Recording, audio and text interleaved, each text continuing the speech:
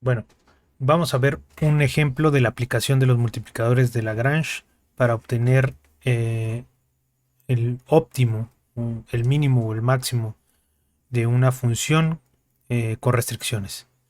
Además voy a dar algunas notas, algunas aclaraciones respecto al otro video, principalmente relacionadas con la notación y algunos de los nombres que se les dan a las funciones. Y bueno, en este caso, para el ejemplo, el objetivo es encontrar el mínimo de esta función cuadrática restringido a este plano que está dado aquí. Entonces esto lo podemos escribir de manera formal como minimizar la función f de x sujeto a la restricción r de x igual a 0.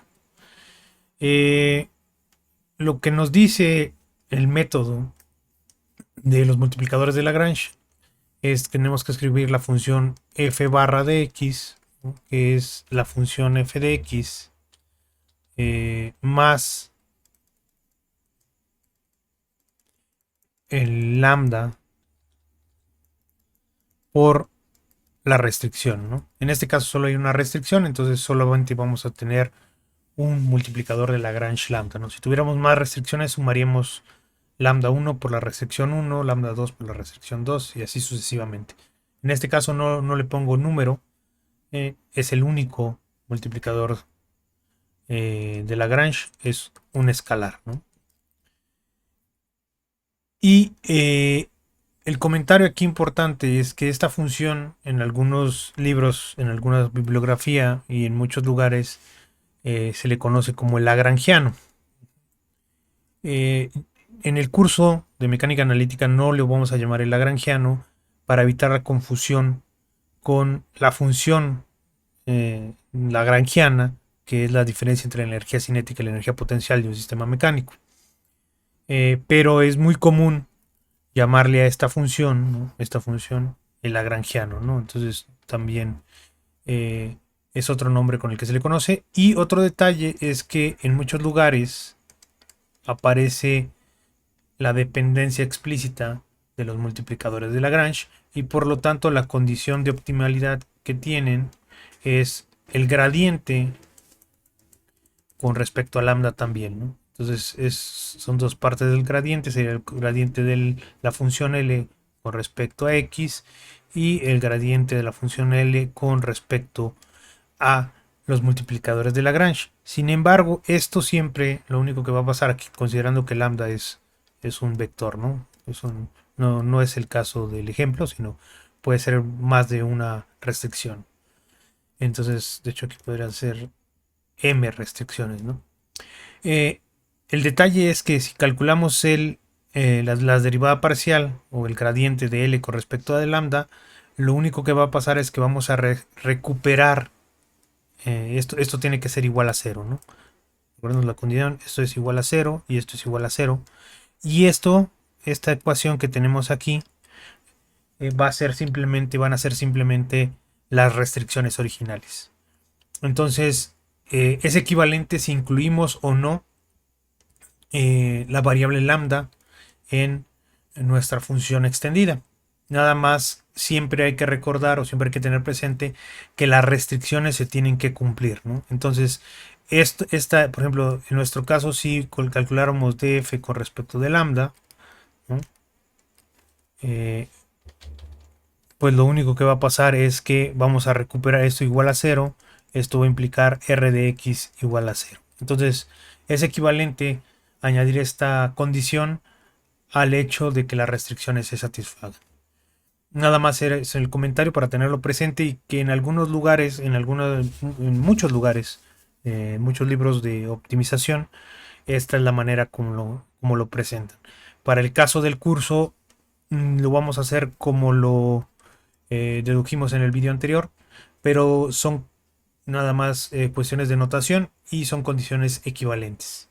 Bueno, entonces ahora sí, para el ejemplo, para el problema que vamos a resolver, entonces vamos a empezar construyendo la función f barra. O sea, la función f barra ya la tenía aquí, pero es la función f de x más lambda por las restricciones, ¿no? Y la condición que nos dice es que f barra de x sea igual a 0, ¿no? En x asterisco. Entonces hay que encontrar el x asterisco tal que el gradiente de esta cosa que está aquí sea igual a 0. Y además que r de x sea igual a 0, ¿no? Las condiciones en rx asterisco, ¿no? Necesita satisfacer simultáneamente estas dos condiciones.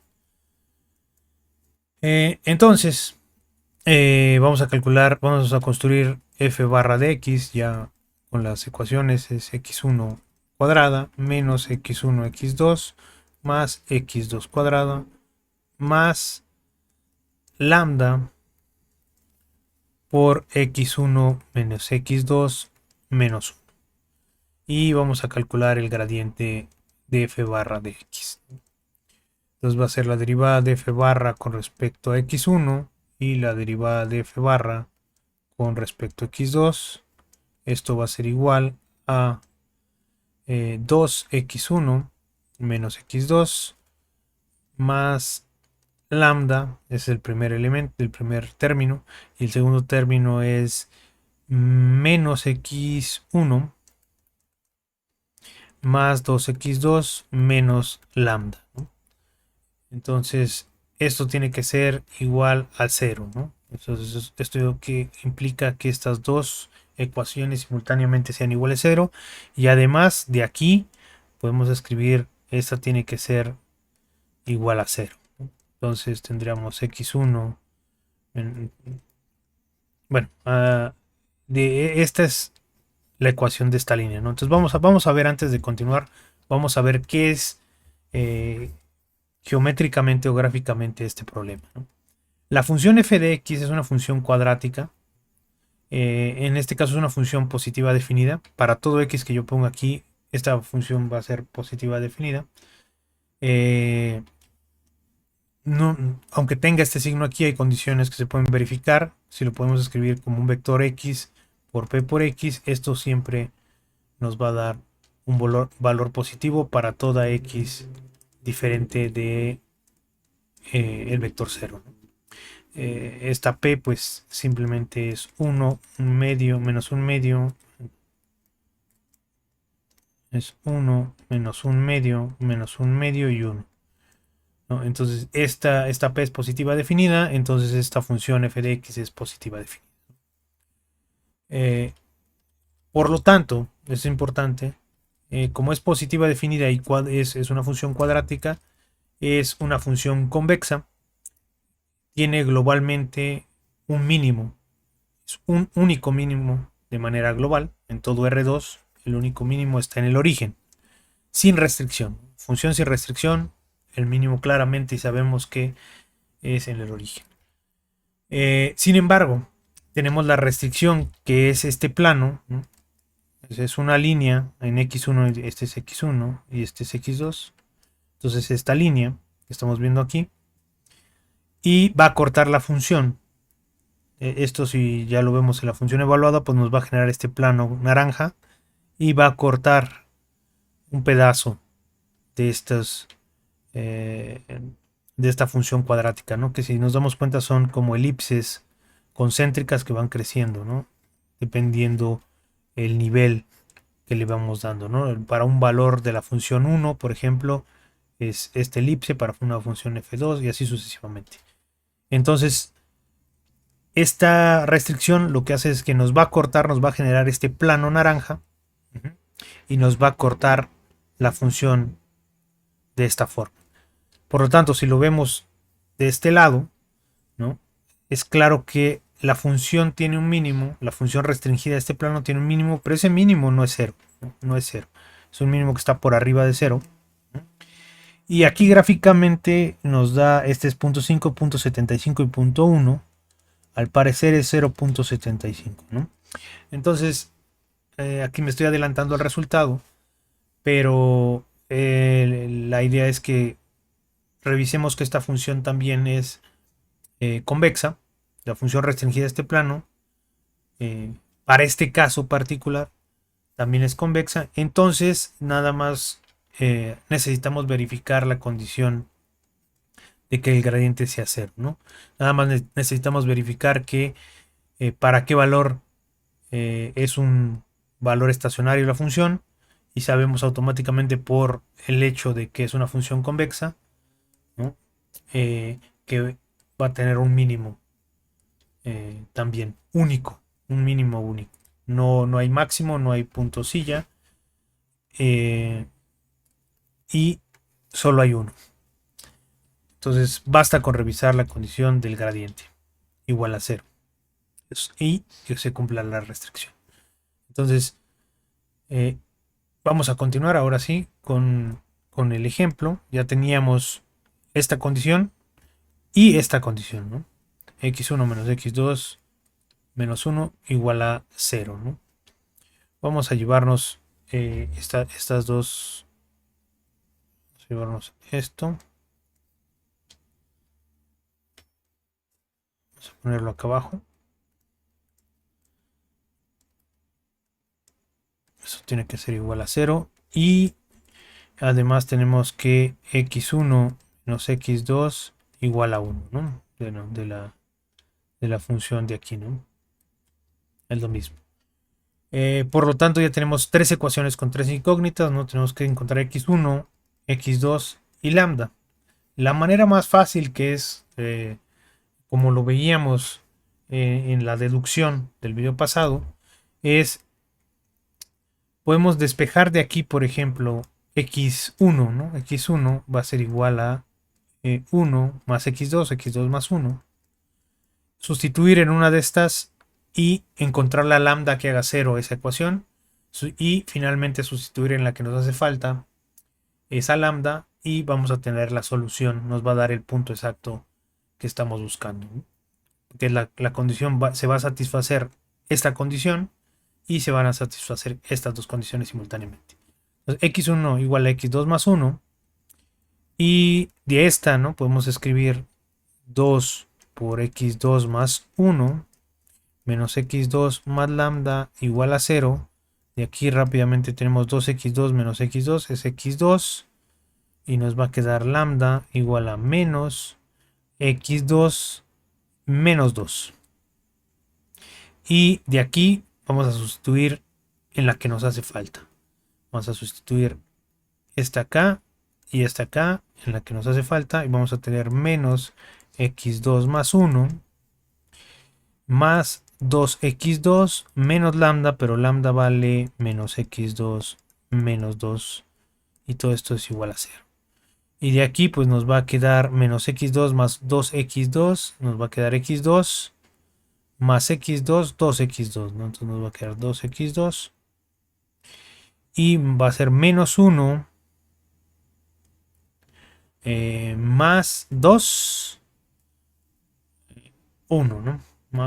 Nos va a quedar 1 igual a 0. Y de aquí encontramos el primer término de el valor óptimo, que sería menos un medio, ¿no? Entonces x2 asterisco vale un medio. Y simplemente vamos a sustituir en esta para obtener x1 asterisco, que es menos un medio más 1, pues va a ser un medio. Entonces ya tenemos, bueno, lambda, si lo queremos encontrar, ¿no? El lambda óptimo, sustituyendo x2, nos quedaría menos un medio, pues sería un medio menos 2, sería 3 medios, ¿no? Menos 3 medios. Entonces, ya, ¿no? Si fijamos menos 3 medios lambda x1 y x2 asterisco, ya resolvimos el problema de encontrar cuál es el valor, ¿no? Del punto estacionario. Nada más nos falta encontrar cuál es el valor de la función, ¿no? Cuál es el valor mínimo de la función. Este es el punto en el cual la función alcanza su mínimo, pero cuál es el valor de la función. En ese punto, pues simplemente hay que sustituir aquí, ¿no? Entonces tenemos x1 igual a un medio, tendremos un medio al cuadrado de aquí, ¿no? Menos el x2 vale menos un medio, entonces menos por menos más, tendremos un medio por un medio más un medio, bueno, menos un medio al cuadrado ¿Esto cuánto vale? Pues sería un cuarto más un cuarto más un cuarto, pues serían 3 cuartos, ¿no? Que esto pues es el 0.75 que habíamos visto en la imagen, ¿no? Esta de acá. Entonces es equivalente si hubiéramos hecho hubiéramos resuelto la ecuación con la variable lambda calculando el lagrangiano porque recuperamos la restricción. Simplemente si hacemos esto hay que tener en mente que esta ecuación siempre se tiene que satisfacer, es parte de la información que tenemos, entonces tiene que satisfacer las tres simultáneamente. Y bueno, esta es la manera de resolver este ejemplo. Es un ejemplo muy sencillo, pero la idea en general es exactamente la misma. Es exactamente la misma. Incluso aunque haya más valores de lambda, siempre vamos a tener un conjunto de ecuaciones de m ecuaciones con m incógnitas que se va a poder resolver simultáneamente.